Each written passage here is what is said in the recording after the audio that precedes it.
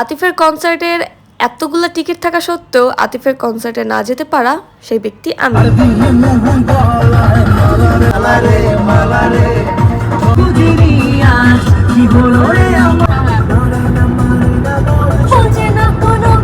তাই এই কষ্ট বুকে নিয়ে দেবের গান শুনতে শুনতে চলে যাচ্ছি কক্সবাজারে। শুনেছিলাম হাসিনা আপা নাকি বাংলাদেশে টানেল করে গেছে, এর জন্য পাগলের মতো টানেল দেখতে চলে গেলাম আমরা। টানেলের আঁকাবাঁকা রোড দেখে তো ফার্স্টে রোডই হারাই ফেলছিলাম। গুগল মামা যে কি ডাইরেকশন দিচ্ছিল,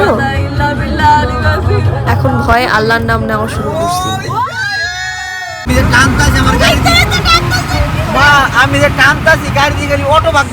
টানেলের ভিতরে গতি দেওয়া ছিল 40 আর আমরা গাড়ি টানতে টানতে একদম 100-র উপরে চলে গেছিলাম, গাড়ির পিছনে জুতা। যাই হোক, জার্নি করতে করতে আর গান শুনতে শুনতে চলে আসলাম আমরা কক্সে। গাড়ি পার্ক করে যেতেই আমাদের ওয়েলকাম ড্রিঙ্কস দিয়ে দেয়, আর এটা পাইনাপল আর পিয়ার্স এর মিক্স একটা জুস ছিল, বেশ রিফ্রেশিং ছিল। হোটেল দ্য কক্স টুডেতে আমি আগেই রিজার্ভেশন দিয়ে রেখেছিলাম যেন পরে প্যারা না হয়। আমাদের ফার্স্ট রুম থেকে এই ভিউটা পাওয়া যেত, আর আমার ভাই লিটারেলি ইরিটেট হয়ে গেছে এখন। হাই ভাইয়া, এখন একটা ওভাররেটেড। আর এটা হচ্ছে আমাদের নেক্সট রুম, আর ফ্রন্ট হোটেলটাই আমাদের এমডিআইসি স্টুডেন্টরা ছিল। এই তোমরা কাপল দেখবা, এই দেখো কত সুন্দর কাপল, আহা। আমি লিটারেলি খুব টায়ার্ড ছিলাম, সো আমি রুমে চলে আসি। See you in the next Cox video. আল্লাহ হাফেজ।